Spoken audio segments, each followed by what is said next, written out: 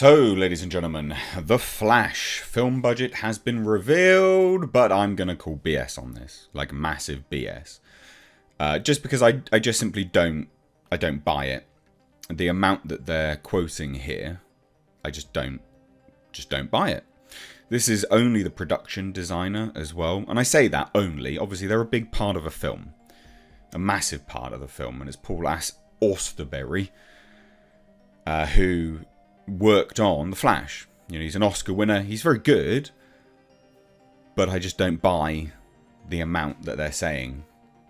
And even if, ladies and gents, even if the budget is right, the marketing budget is huge for this film because they paid for a massive spot at the Super Bowl. And that's easily in the tens of millions of dollars. So let's take a look at this. I do feel like some of the comments here are a bit of a shame as well because, you know, they even touch on Ezra Miller's troubles and this guy's like, yeah, people will forget it, who cares? It's like, well, no. You know, you can't just be like, yeah, no, who cares that this guy, you know, abuses women and stuff like that? Who cares? That's fine. No, it's not appropriate. You know, I get it. It might be a great performance and you can review the film and his performances separately. But as a person, the guy's an arsehole. And that should be noted. You know, you can separate the art from the artist, but still note the artist's issues here and there. Especially if he's working in an industry by which he has to come into contact with, you know, women or kids and stuff. And, you know, he's been accused of grooming multiple times, and he's been, he's been arrested and charged with assault. So, you know, not great. And there's video evidence of him literally assaulting a woman. So, not great. Not great. But let's take a look at this today. Please do hit subscribe. Turn the bell notifications on. But we call BS on the budget here. It is massive BS. So, this is just an interview with CBC. For Canada, you know, CBC Canada, basically. And they start talking about it. So, he responds to CBC News. And he goes, well, my job is very detail-oriented. Half the things we do, some people will see, and some people won't. Past meets present. Those details were enough to win the Canadian production designer an Oscar for his work on The Shape of Water, the fantastical Del Toro epic about a woman who falls in love with a fish-like creature. But the challenge posed by The Flash was perhaps even greater than Del Toro's otherworldly fable. So in rebooting the franchise and slamming together multiple Batmen from their own distinct universes, The Flash takes visual inspiration from a number of older DC films, including having Michael Keaton reprise his role as the Caped Crusader in a callback to Tim Burton's Batman. Constructing those visions required Austerberry to procure and build versions of what fans had already fallen in love with years ago. I don't think this is not a reboot, as an FYI. It's a weird comment from CBC there. That means the original Batmobile was flown in by Warner Brothers, and the iconic Cliff's Edge Batcave from Batman Returns, originally crafted using camera trickery and matte paintings, was actually practically built for real this time. And the Batwing that Keaton's Batman famously used to steal the Joker's Smilex balloons was reconstructed and updated, because while the vehicle from the 1989 film was a single-seater, the Flash's story required them to build one that could fit 3. So they literally built the Batcave, right? And just wait till you hear the budget. It's nonsense.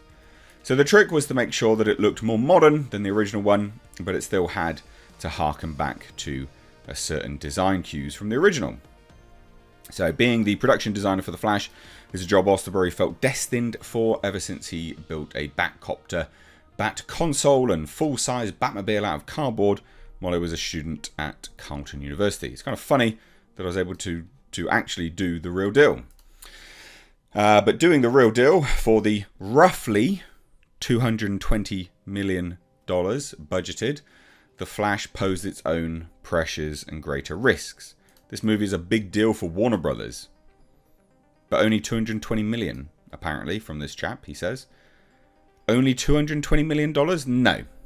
Don't buy that at all. Why don't I buy that? Well, let's take a look. You know, let's take a look. So you've got Black Adam and Wonder Woman 1984. Obviously, it's it's more than those. But Man of Steel was only $225 million. That makes a lot of sense. There's very little going on in that film, really, that warrants... Well, I guess there's still quite a lot, but it's not the same, you know. The Flash, there's a lot going on in The Flash. Batman vs. Superman Dawn of Justice, 225. Justice League, $300 million, probably a little bit more than that now. Especially when we learned that the Jurassic World films cost sometimes 3 times as much as the budgets that were touted. I don't buy this. I don't buy this at all. And especially if it's like, well, this movie's a big deal for Warner Brothers. So, 220 million, don't buy whatsoever. But it's not going to be that. Not going to be that at all. You're looking at 250, easy $250 million for this type of film. And then, ladies and gents, marketing on top of it. And the marketing has been absolutely massive for this film. Huge. So then, this film has to make a ridiculous sum of money to break even. You know, you are quite literally looking at the 8, 9, you know, close to $1 billion to start making good money. That's not going to happen. Well, it might happen, in fairness. There's a lot of hype for this film. But it's just insane. Absolutely insane. So while the film represents a possible future for their superhero filmic hopes, folding in various heroes from various timelines and properties and allowing them to interact in the future, it's also an attempt to further cement the return of the theatrical release to the film industry. And this is the interesting stuff. So they start talking about, you know, well, we're designing these things and designing the film for the big screen. This is a big screen movie-going experience. I hope most people see it on the big screen. This kind of movie is made for the multiplex. It's made for big spectacle. Cool, fine. We already know David Zaslav's moving away from this stuff. You know, putting stuff direct on HBO Max. But then he has this. So the star's legal troubles. At the same time, these movies live or die by the reputations of the actors that lead them. In The Flash's case, that's Ezra Miller, the beleaguered star of the film, who's been arrested numerous times in the past few years. Literally last year, I think it was even this year. He was arrested like twice or 3 times. That represents a huge risk for the film and those who've dedicated the past few years to it, but Austerberry says he's not too concerned about how the story surrounding Miller will affect the film. This is the annoying part. For me, it's annoying anyway. I get that other people don't care, but for me, people will forget that, he said. Noting that Miller did a superb job playing the titular hero as 2 distinct characters, which required production to shoot the film in 2 different chunks, with Ezra switching roles every few days. To Austerberry's recollection, Miller only had 3 days off for the total shoot, working 6 days a week and spending Saturdays in stunt rehearsals. So, a lot of pressure, he said. Ultimately, Austerberry says he's just thankful he has the career he does, blah, blah, blah. And look, short, fine. $220 million, doubtful. Why would you spend this much money on this type of film? Anyway, for The Flash, it's a person that, you know, an actor that no one really likes. Generally speaking, you know, you say Ezra Miller down the pub or, you know, out and about with friends, people are like, who the fuck's that? You know, he's literally a nobody in that regard. He's not, you say Russell Crowe, for instance, people know who that is.